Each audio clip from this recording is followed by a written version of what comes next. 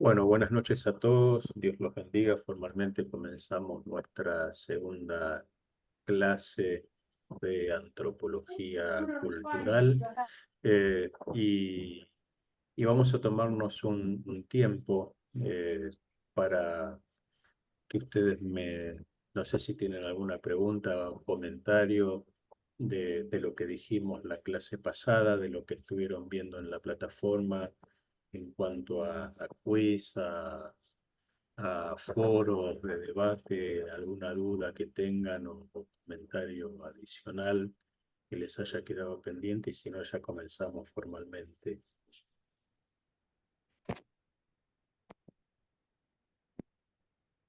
Si está todo claro, hablen ahora o callen para siempre. Esto es más o menos así. La metodología más o menos les queda claro, ¿sí? Amén. Ok. Básicamente ustedes van a tener tres grandes rubros de calificaciones. Los quiz de cada una de las semanas, los foros que si bien son comentarios cortos en su mayoría, por lo menos dan pauta de que estuvieron pensando el tema, y lo más importante que es el trabajo final, que representa casi el 40% de la nota, y por supuesto la participación en clases y demás que tiene que ver más con una nota conceptual que yo me reservo. Pero ustedes van a ver como estábamos hablando hace unos instantes al inicio con algunos alumnos.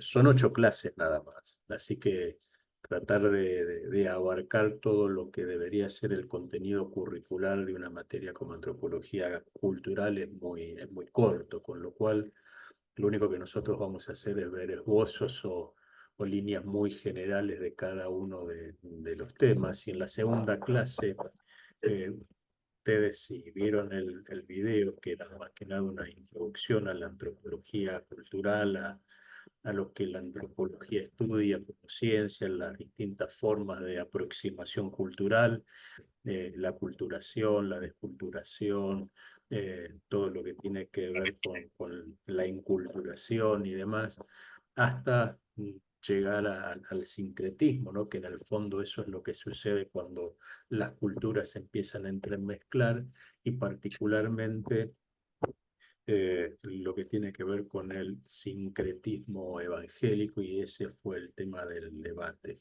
Yo no sé si los que vieron el video de la segunda clase o leyeron las lecturas tienen alguna pregunta sobre eso, sobre las lecturas o sobre el video, algo que no les haya quedado claro, que quieren que yo les explique un poco más profundamente.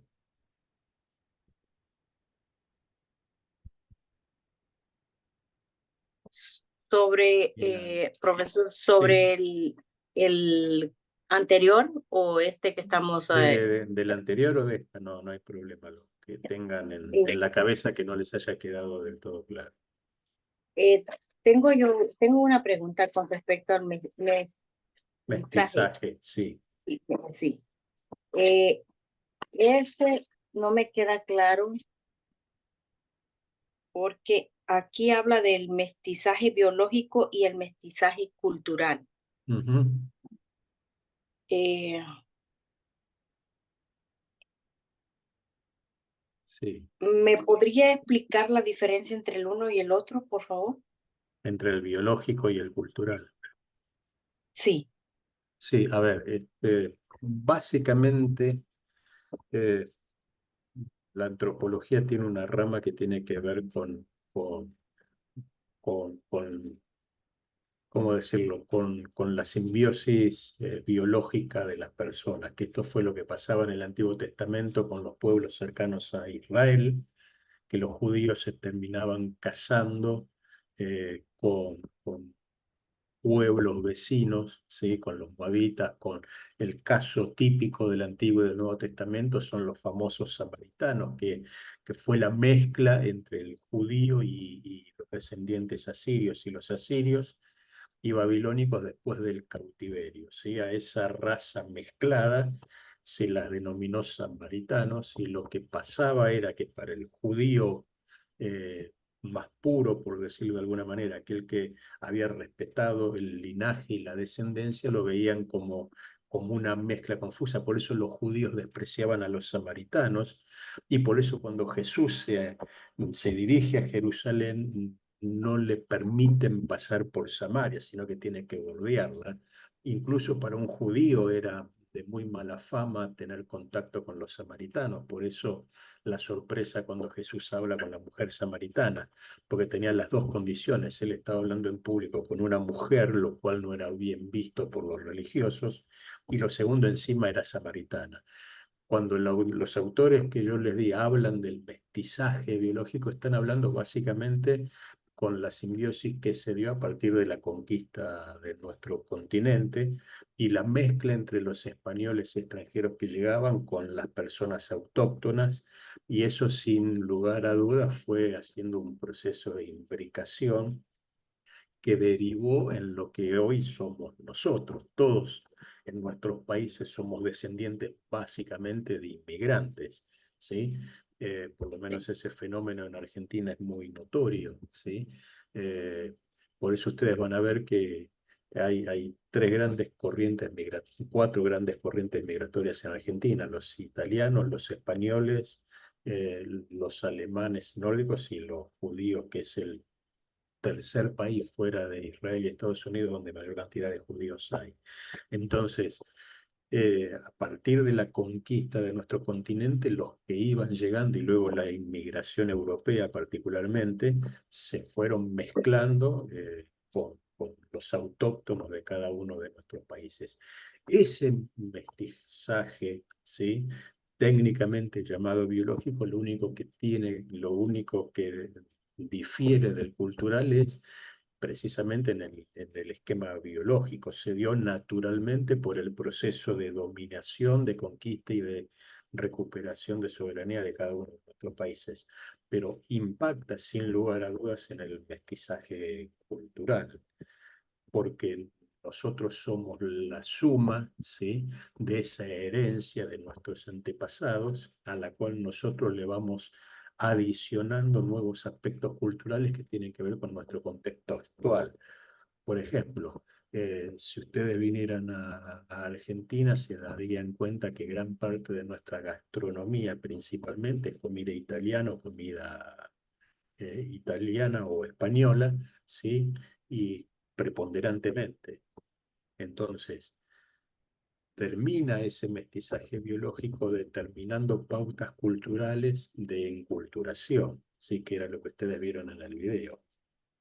Y cuando las culturas se superponen, lo que sucede en el mediano plazo, digamos, es que esa aculturación, o sea, ese proceso de asimilación de prácticas y rasgos culturales, que comienza obviamente por los temas biológicos, terminan generando una nueva cultura distinta, ¿sí?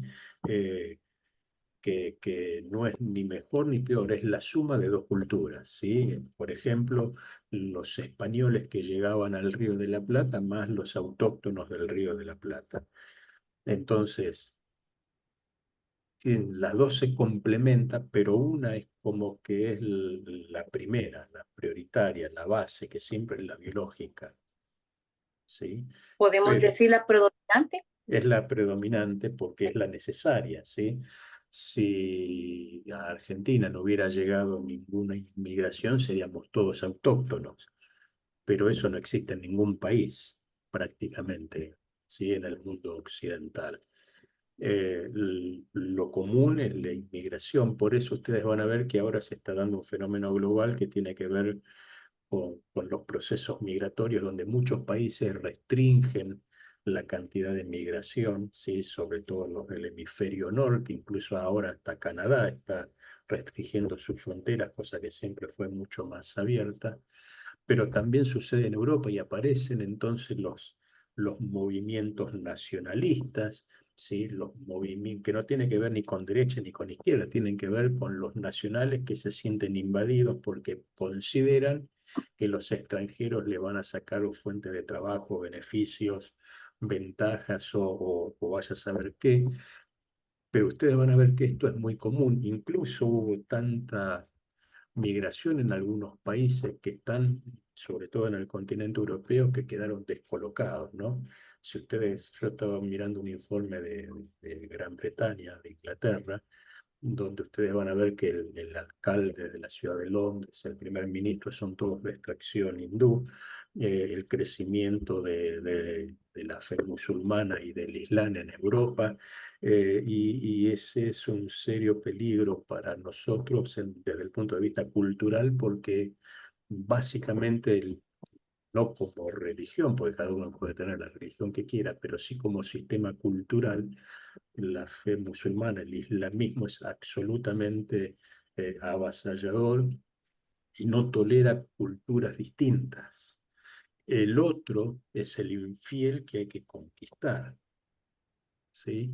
Esa es la verdadera posición de ellos. Entonces, ustedes van a ver que esos choques ya hoy se están dando en Europa. Y, por ejemplo, un musulmán viene a América Latina o a Estados Unidos, que es donde están ustedes, y van a tener posibilidades de desarrollarse en un entorno de libertad, como cualquiera de nosotros, pero si uno va hoy a un país musulmán como cristiano, se es perseguido.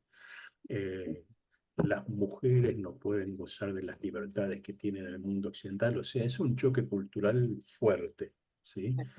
Eh, pero por eso ustedes van a ver que casi no hay migración en los países de tracto musulmán o oriental. Hermano. Bueno, en nuestro continente fue todo lo contrario, ¿sí? En nuestros países el desarrollo migratorio fue fluido desde siglo XV a la fecha, pero se complementan ambos mestizajes, pero todo es mestizaje hasta que se ve el fenómeno que llamamos de enculturación o de transculturación, ¿no? Que es un término que otorga mayor profundidad al proceso de asimilación cultural. Gracias. Eh, por eso es tan difícil, por lo menos en los Estados Unidos, el manejo y eso yo no lo entiendo. Yo en los Estados Unidos vi iglesias hispanas, iglesias coreanas, iglesias americanas, iglesias, ¿sí? Eh, de blancos, de negros, y lo ven como algo natural. Eh, si bien desde el punto de vista cultural la lógica tiene que ver con el contexto, porque yo si voy a una iglesia donde hay migrantes de América del Sur me voy a sentir mucho más cómodo que en una iglesia americana por un tema cultural, sí, o si soy dominicano, o mexicano o colombiano, pero en el fondo el Nuevo Testamento tiene otro tipo de premisas y de pautas. Nosotros somos cristianos y la cultura de Jesús está por encima de todas nuestras culturas. Entonces, cuando yo los veo a ustedes, o a un americano, un blanco, un negro, un judío, un hispano, o lo que sea, yo estoy viendo a alguien por quien Cristo murió, por quien Cristo se sacrificó, y eso está por encima de cualquier diferencia cultural. Y de hecho, la práctica en sí del cristianismo como ejemplo del Sermón del Monte va más allá de la cultura, pues yo estoy llamado a amar a todos de la misma manera y con la misma intensidad con que Cristo lo hizo. Entonces, a veces la segmentación cultural, por lo menos en el campo eclesiástico, desde mi punto de vista, significa que no nos toleramos lo suficiente como para convivir. ¿Se acuerdan lo que dijimos en la clase pasada del libro de los Hechos de la iglesia en Antioquía? ¿Sí? Que estaban judíos, gentiles, negros, de distintas partes del continente, perdón, del continente del Imperio Romano, pero estaban todos juntos orando, ya no como Hechos 2, que eran en su mayoría judíos. ¿Sí? La iglesia cristiana empieza como un movimiento intrajudío, que después da a luz. De hecho, uno de los primeros que se convierte es Pedro, el apóstol Pedro, porque no fue Cornelio el que se convirtió. Primero se tuvo que convertir Pedro para aceptar que él tenía que predicarle a un gentil como Cornelio. Y Dios le dice a Pedro, lo que yo santifiqué no lo llames tú inmundo. Así que vas a ir y vas a la casa de Cornelio, vas a entrar a la casa de Cornelio y vas a predicarle el Evangelio a Cornelio. O sea, el primer converso fue Pedro a Cornelio. Sí. ¿Sí?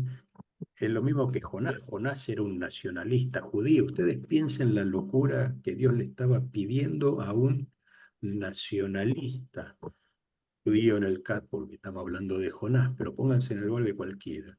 Sí, es lo mismo que ustedes vayan y le digan hoy a un pueblo que está siendo oprimido, sí, o que fue oprimido, anda y predicale el arrepentimiento a los que a los que te conquistaron y te oprimieron durante décadas. O sea, a ninguno de nosotros nos va a hacer gracia ahí. ¿Sí? Sin embargo, Dios lo mandó a Jonás, ¿sí? Y por la predicación, dice la palabra, de Jonás, el pueblo de Nínive aceptó y reconoció su pecado. O sea, con lo cual en la Biblia hay ejemplos de que hubo resistencia cultural, sin lugar a dudas, pero de que la fe fue mucho más allá de la perspectiva cultural. Entonces Pedro termina siendo bendecido por la vida de Cornelio. Jonás termina entendiendo la misericordia de Dios por el testimonio de los ninivitas, pero a veces a nosotros nos cuesta compartir en una iglesia mexicanos, dominicanos, blancos, negros, judíos o argentinos. No sé si se entiende.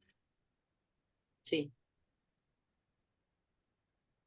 Y respecto a la pregunta del foro sobre el sincretismo religioso, todas nuestras culturas son diferentes, por ende, lo que a mí me importa que ustedes tengan claro del sincretismo religioso es cómo nosotros naturalizamos cosas que no deberíamos naturalizar.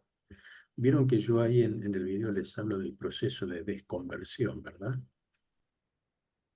Esa palabra rara que casi no se escucha en las iglesias.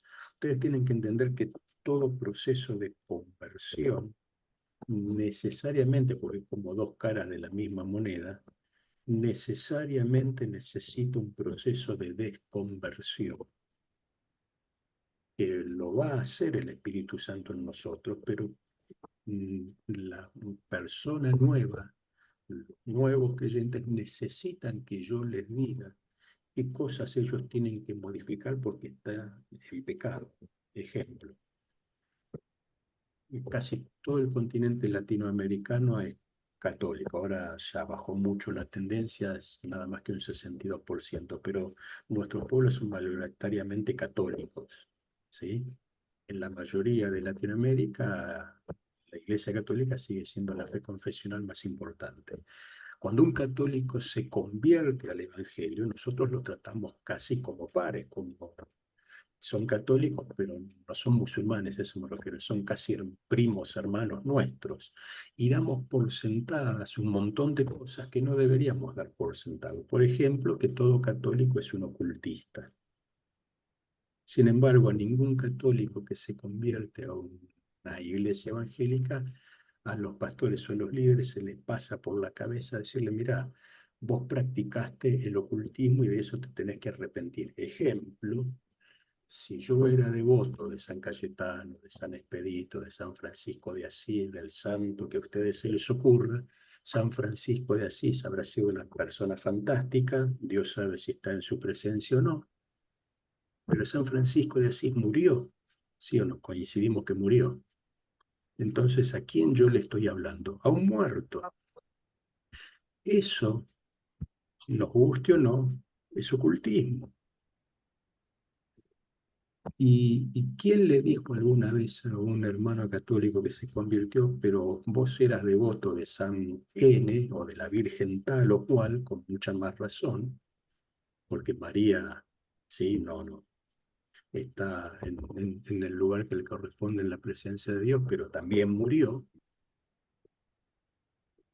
¿Y quién le dice a ese católico, te tenés que arrepentir de tu pecado de ocultismo? Porque el problema es cierto, una vez que yo acepté a Cristo, todas las cosas son hechas nuevas, pero con el tiempo hay prácticas heredadas, costumbres familiares que están en mí, que yo sigo practicando. Entonces quizás ya no le prendo una vela a San Francisco de Asís, pero cada tanto me agarra la nostalgia, o cada tanto hago alguna práctica o le rezo. Ustedes dan por sentado muchas cosas, pero según las estadísticas, 6 de cada 10 evangélicos en Latinoamérica y 4 de cada 10 en los Estados Unidos eh, creen los santos, 4 de cada 10 no creen el infierno. Eso quiere decir entonces que no tiene expectativa de santidad, porque si el infierno no existe, ¿para qué yo me voy a santificar cada día? ¿Sí? Y los pastores de esto ni enterados. Entonces, o peor aún, ¿sí? La, no sé, yo llego a mi casa después de un día de trabajo o de un día complicado, me siento en la sala de mi casa, en el living de mi casa y tengo la foto de mi papá, de mi mamá, de mi esposo o esposa fallecida, de mi ser querido que partió, y le digo, ay, cuánta falta me hace si estuvieras acá, y me pongo a hablar con la foto, no sé, de mi abuela. Murió, eso es ocultismo. O hago lo mismo en el cementerio cuando voy a visitarla. O sea, ese tipo de prácticas o consulto el horóscopo o pongo un vaso de agua debajo de la cama por las dudas, porque eso ahuyenta los espíritus, o a la unción con aceite le agrego sal para reconfirmar el pacto. O sea, son prácticas secretas que los evangélicos practican y mucho. ¿Sí? Luego levantó la mano. Buenas tardes a todos. Usted acaba de tocar un tema, una parte que nosotros hemos sido cristianos por muchos años. Tengo familia en la cual, como dice usted, tenemos tal vez las cenizas de algún ser querido, la foto, lo que sea. Y yo creo que es como porque hace falta esa persona en la vida de uno. Eh, ¿Sí? Uno a veces llega a la casa y dice, ok, pues ya llegué, Manuelito, ya llegué aquí, ya llegué, tío. Y, y yo nunca lo había visto de esa manera, o sea, porque no, aquí, no sé, como le digo, nosotros aquí tenemos las cenizas de mi papá en casa y a veces llegamos y lo primero que hacemos a la entrada es, ok, ya llegamos, Manuelito, o mi mamá, o lo que sea, ¿no? Pero nunca lo había visto yo de esa manera de lo que usted está hablando ahorita. O sea, pues nosotros nunca hemos puesto velas o rezado a un santo, nada por el estilo. Sabemos que se fue la persona, sabemos que está en mejor vida, pero yo creo que hasta cierto punto es la falta que nos hace esa persona físicamente. Ujú. Ahí yo entiendo lo que vos me estás diciendo, ¿sí?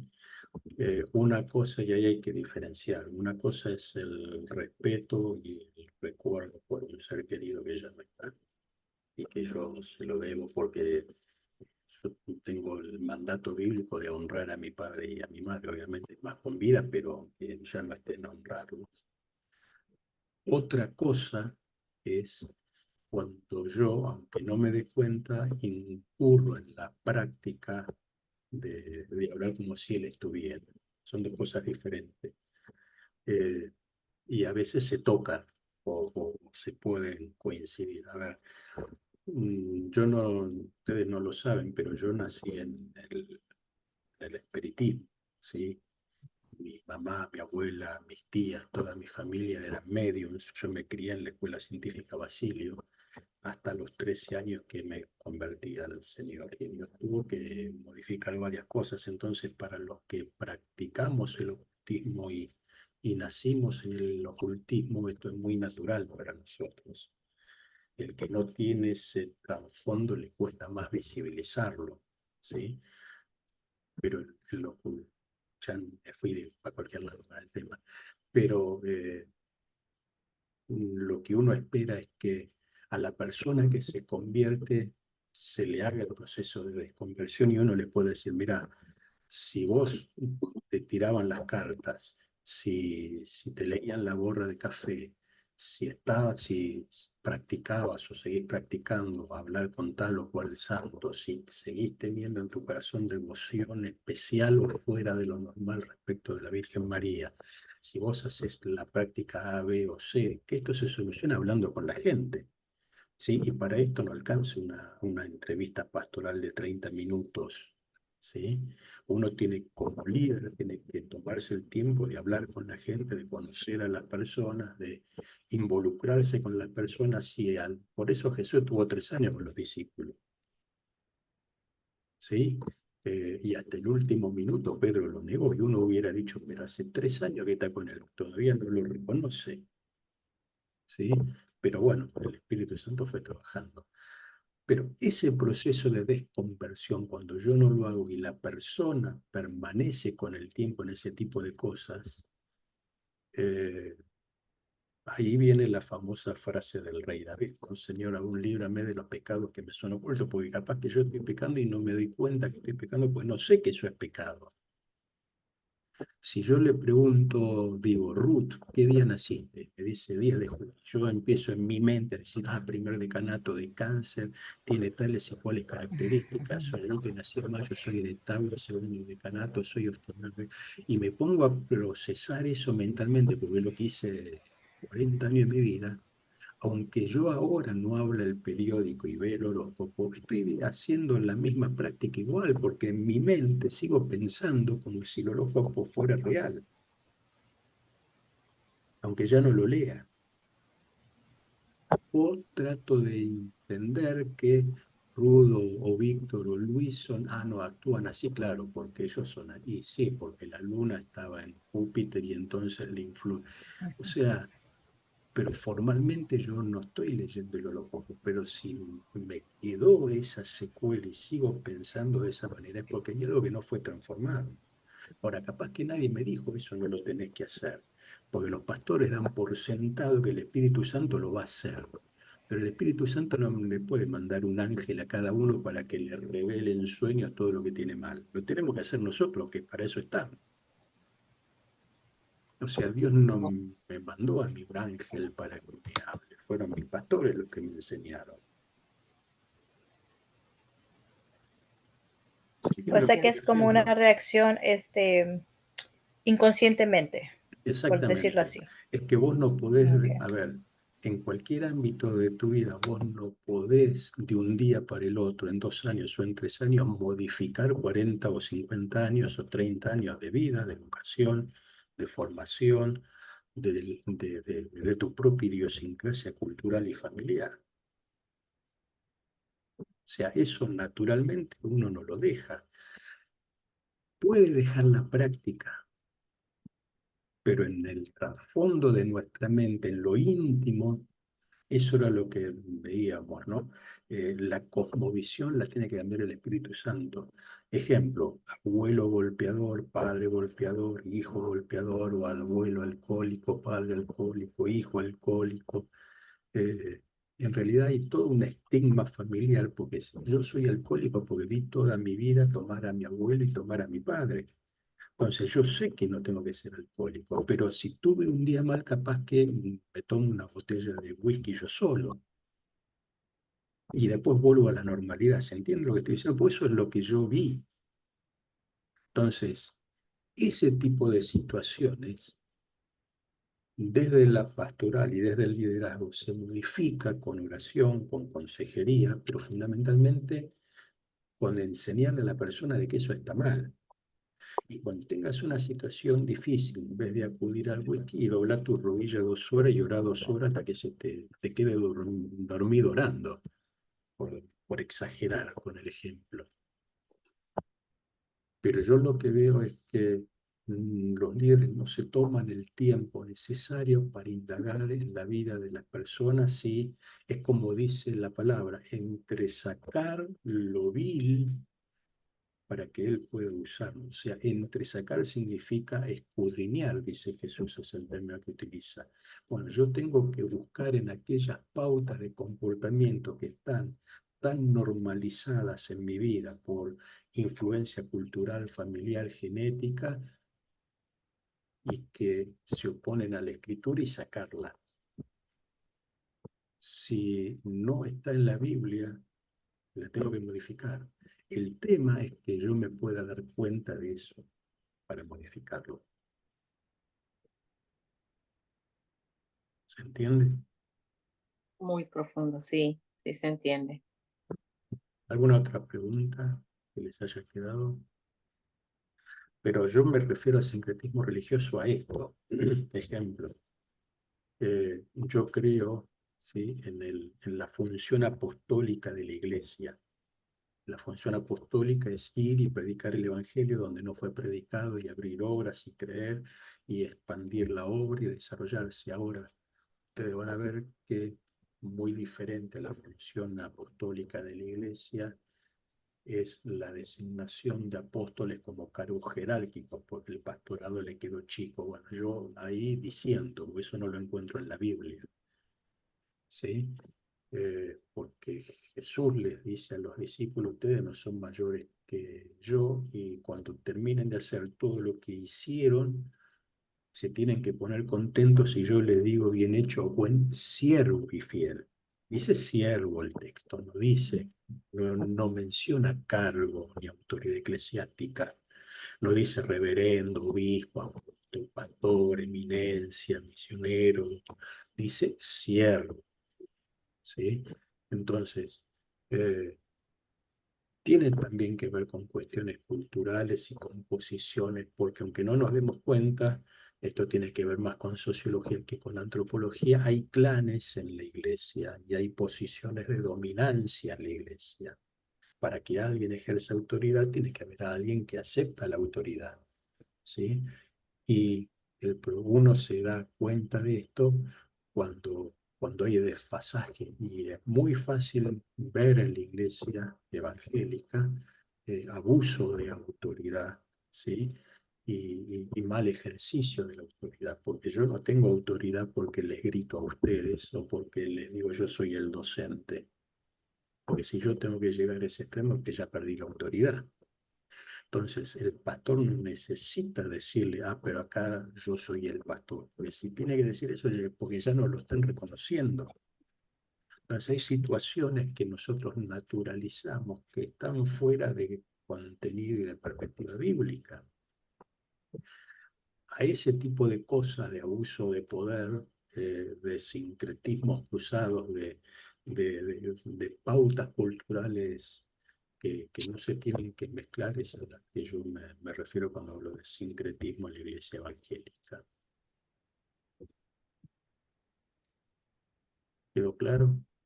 Si no están de acuerdo, tienen que levantar la mano y decir, miren, me parece que está diciendo una herejía y no me voy a poner mal por eso.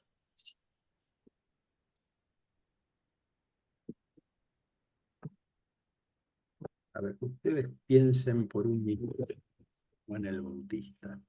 ¿Se acuerdan de Juan? Más allá de que yo soy bautista, chiste aparte, nunca se olviden que un bautista bautizó a Jesús. Pero más allá de eso, ¿ustedes se acuerdan lo que dice Mateo 11:11? Jesús habla de Juan el Bautista y dice, dice que no hay hombre mayor nacido del vientre de una mujer que Juan el Bautista. ¿Se acuerdan del pasaje de Mateo 11:11? Amén. Ahora, ¿ustedes alguna vez vieron algún milagro de Juan el Bautista? No, porque no hizo. No No. hizo nada. Entonces, cuando uno piensa, ¿por qué Jesús dice esto de Juan? Que no hizo milagros, no derribó muros, no venció gigantes, no cruzó mares, no hizo caer fuego del cielo, no salió de una jaula de leones, no levantó paralítico, no le dio vista a un ciego. Me van a decir que Juan el Bautista es más importante que Moisés, que Abraham, que Elías, que no conoció la muerte. Bueno, pero Jesús lo dice de Juan. Hasta que ustedes llegan al Evangelio de Juan, y ahí se habla particularmente bastante sobre Juan el Bautista. Y lo primero que va a decir el Evangelio es que Juan era alguien humilde, pues dice, yo soy la voz de uno que clama en el desierto. O sea, su percepción de sí mismo era que era solo una voz que estaba para anunciar. Y dice, el Mesías no soy yo, sino el que viene después de mí, y agrega, del cual ni siquiera soy digno, encorvado, de desatar la correa de su calzado. ¿Se acuerdan, no? Digamos que había un sentido de humildad, de saber las limitaciones y de reconocimiento de Dios en la vida de Juan el Bautista que no es muy fácil de ver en otra persona. Es más, Juan sigue hablando y dice, y es necesario que yo mengüe y que Él crezca. Con lo cual, Él vino para eso. Lo hace un contrasentido con las marquesinas de nuestras iglesias, ¿no? Pero Jesús vuelve a hablar de Juan el Bautista. Y dice en Juan 5:35, Juan era antorcha que ardía y alumbraba, y vosotros quisisteis regocijaros por un tiempo en su luz. Juan vuelve a hablar Jesús sobre él y Jesús pone el ejemplo de una vela. Una vez prendieron una vela, no sé cómo le dicen a la vela, a un candil. Bueno, la particularidad de la vela es que cuando está alumbrando al mismo tiempo se consume la cera hasta que se apaga, ¿sí? Ese es el ejemplo que usa Jesús de Juan. Por alumbrar se consumió hasta la muerte. ¿Cuántos pastores ustedes conocen que denuncian el pecado y la corrupción, sobre todo en nuestro continente latinoamericano? Que le dicen en la cara a Herodes, Herodes, estás pecando porque no te corresponde tener la mujer de tu hermano. Lo que estás haciendo está mal. Yo veo, por lo menos acá en Argentina, que los pastores ven llegar un político y lo abrazan como si fuera Mahoma a ver si le dan alguna regalía política. O sea, en vez de ser la voz profética y de denuncia, somos, como diría el libro de Eclesiastés, no somos la voz del que no tiene voz. Tampoco tenemos que inmolarnos. Pero Jesús dice eso de Juan. La iglesia hoy no es referente. Según George Barna, que es un famoso sociólogo norteamericano que estudia a la iglesia, la semana pasada sacó un artículo, una nota, si quieren después le puedo mandar la entrevista por WhatsApp, donde dice que solamente él analiza la iglesia americana, no la iglesia hispana, ¿sí? Él dice, solamente el 10% de los que se reconocen evangélicos norteamericanos tienen conocimientos teológicos que avalan su fe. ¿Qué quiere decir? El otro 90% no saben qué creen. Eso es lo que está diciendo. Según él, esa es la iglesia americana en la actualidad. 90% de los que se declaran cristianos evangélicos no tienen contenido de su fe. Creen por tradición o por herencia o porque le dijeron o porque está, pero no por convicción y conocimiento, lo cual es una tragedia. De eso tiene mucho que ver el sincretismo, pero más tiene que ver la falta de tarea pastoral y de ejercicio pastoral en la vida de las iglesias. ¿Alguna pregunta más? Si no, vamos analizando. Me miran raro.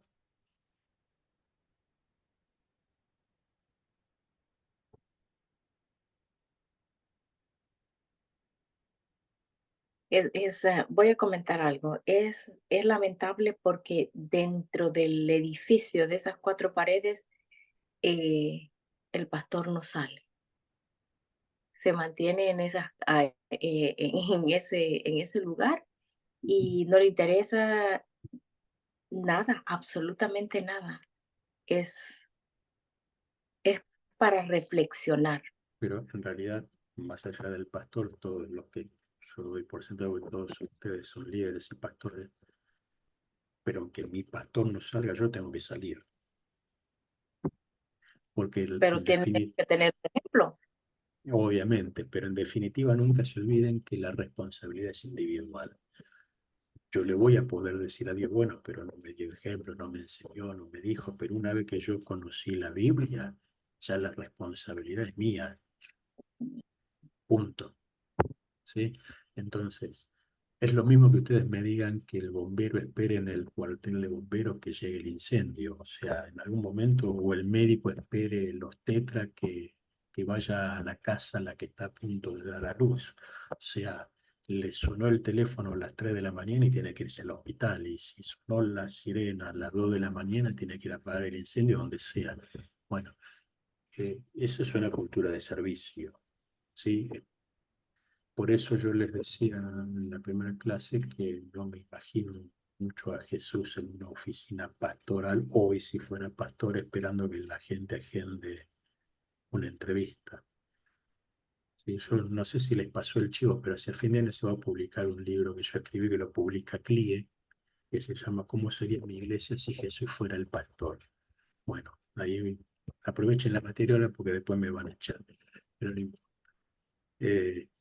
Pero cuando uno ve principios novotestamentarios y las dinámicas ministeriales en la actualidad hay ciertas inconsistencias. Eh, Jesús hoy estaría en medio de los drogadictos, de las prostitutas, de la gente marginal, de los que están en la calle, de los necesitados, de los pobres. Estaría en cualquier lugar, menos en una oficina pastoral. Iría, no sé, a planificar a dónde se va a ir mañana. Pero yo no me imagino a Jesús mucho tiempo adentro de un edificio encerrado o planificando actividades.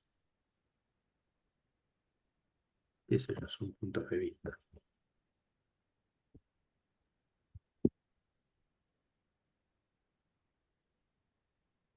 Sí, Susan, levanta la mano. Eh, Pastor, me hizo muy interesante la palabra nacionalista. Jonás es nacionalista. Nunca pensé que de esa manera, de este lado. Era un patriota, Y, Jonás.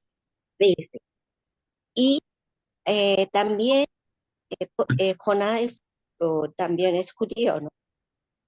Y tiene es orgulloso de ser pueblo elegido por Dios. Correcto, sí. Y ahora, en la actualidad, también hay nacionalistas, patriotas, y luchan hacen manifestación contra la guerra de Israel Ucrania o y también de Israel contra Palestina, Palestina, ¿no? sí. Y usted estamos estudiando antropología, es estudio Cultura de y humanos, del hombre, sí. nosotros. ¿Y usted cómo puede definir esta situación? Si seguimos, tenemos que seguir a ponerlo más eh, nacionalista o somos, si es el cristiano, tenemos que pensar que todos somos un hermano, hermana y hermanos, ¿no? O no sé cómo puedo definir siendo una cristiana o siendo una nacionalista. Cada uno tiene su país Sí, y sin duda. tiene, y eso no sé ahora. A ver, se supone ¿Usted que cómo? cada uno de nosotros tenemos, Dios nos puso en nuestros países con un propósito que es el de predicar el Evangelio en cada uno de nuestros países y amamos a nuestros países, pero Jesús es muy claro y dice, ustedes están en el mundo, pero no son del mundo. Si ustedes van al libro, a la epístola a los Hebreos, capítulo 13, versículo 14, dice que como cristianos nosotros buscamos la ciudad por venir, aunque la Biblia, como en Jeremías 29 y en Proverbios, nos llama a amar a nuestras ciudades donde Dios nos puso y a orar por ellas. Y Pablo dice que tenemos que orar por nuestras autoridades y por nuestra ciudad para que Dios la bendiga. Eso es la base. Sin embargo, o sea, amar a nuestros países y ser nacionalistas no tiene nada malo, salvo el extremo de irnos hacia cualquier otro disparate. Sin embargo, eso no significa que yo deje de amar a todos y de esforzarme por predicar el Evangelio a todos, ¿sí? Dios lo llama a Abraham y le dice, en ti serán benditas todas las naciones de la tierra, en Abraham. O sea, yo lo llamo, y Dios le dice a Abraham, yo te llamé para que en tu simiente todas las naciones de la tierra sean bendecidas. Y así fue porque nació Cristo de la descendencia de Abraham. Pero a Abraham le da el llamado de ir y a Moisés a las naciones vecinas y mostrarles al verdadero Dios, cosa que Israel nunca hizo. Y Jonás era, es cierto, era un patriota porque él no podía ir. Es lo mismo que ustedes manden a, no sé, perdón el ejemplo, pero no sé, a alguien que su que su pueblo, sus antepasados fueron masacrados o conquistados por otro país y lo manden a ese pueblo para predicar el evangelio. Naturalmente va a tener resquemor. Eso es lo que le pasó a Jonás. ¿Sí? Es lo mismo que ustedes le digan a un armenio, andá y predicarle a los turcos, o ustedes le digan a un judío, andá y predicarle a sobrevivientes nazis, o le digan, no sé, a un país conquistado, andá y predicarle a alguien que conquistó tu tierra. Ese fue el caso de Jonás. Pero los judíos eran lo que aparece en el Nuevo Testamento. Pedro se niega a ir a Cornelio, que era lo que hablaba. Pero lo mismo le pasó a Pablo. Pablo mataba y perseguía a cristianos porque en la concepción nacionalista y judía de Pablo, él estaba exterminando a aquellos que ponían en peligro la fe de Israel, que eran los cristianos. O sea, Pablo en su interpretación estaba honrando a Dios, matando cristianos. Hasta que obviamente ustedes saben lo que pasa con Saulo de Tarso. ¿Sí? Entonces, Jesús estaba por encima de todos y Dios está por encima de todos porque Dios dejaría de ser un Dios justo si dejaba a los ninivitas sin predicación. Dios no hubiera sido un Dios justo si dejaba a los gentiles sin predicación y sin cruz. ¿Y a quién usa Dios siempre? A su pueblo. Ese es nuestro problema, que si somos pueblo de Dios, tenemos que ser usados por Dios para hacer no lo que yo quiero o lo que yo pienso que tengo que hacer, sino lo que Dios quiere que haga. Y ahí interviene el plan de salvación y la predicación del Evangelio. Entonces, yo tengo que amar a mi nación, pero yo tengo que estar por encima de mi propia nación, porque Dios me ordena a bendecir a todos. ¿Sí? Dios no hace acepción de personas. ¿Sí? Entonces, eso es importante tenerlo en cuenta. No hay, como es antropología, no hay una cultura superior o otra inferior, son todas diferentes. ¿Sí? Pero aceptar eso tiene que ver en gran parte con el Espíritu Santo en nosotros. ¿Sí? Entonces, ustedes van a ver a alguien, un don nadie, discipulando al que llegó a ser el hombre más importante de toda la historia desde Jesús para acá, que fue San Pablo. Y Dios usó a Ananías para que vaya a orar por él, para que recobre la vista y sin duda para guiarlo en los primeros años. Y Ananías no tenía ninguna posición de autoridad en la iglesia. Lázaro era amigo de Jesús y Jesús lloró por Lázaro, pero Lázaro no tenía ninguna posición de autoridad, era simplemente un amigo de Jesús. Entonces, ¿cuál es el fruto de Ananías? San Pablo. Pasó de ser un desconocido a ser alguien que le dio las primeras herramientas al apóstol Pablo, siendo Saulo. Y lo mismo hace Ananías, le dice, pero esa persona a la que vos me estás mandando está matando a los cristianos como yo, ¿por qué me mandás a que yo ore por él? Y Dios le dice, no, no, olvídate que ya cambió, así que andá y haz lo que yo te digo. Y Ananías también se resistió, pero finalmente hizo lo que tenía que hacer. Y siempre pasa eso con nosotros, nos resistimos, pero deberíamos llegar siempre a lograr hacer la voluntad de Dios. Padre, si puedes, pasa de mí esta copa, pero si no, vamos a la cruz, le dijo Jesús. Bueno, nos vemos la semana que viene. Sigan leyendo ¿sí? Y cualquier pregunta consultan por WhatsApp. Muchas gracias. Buenas noches. Bendiciones. Nos manda la información por WhatsApp, profesor. Lo de Barna, sí, sí. Ok. Muchísimas noches a gracias. todos. Bendiciones. Buenas noches a Bye. todos. Chao. Gracias, buena enseñanza. Gracias. Noche.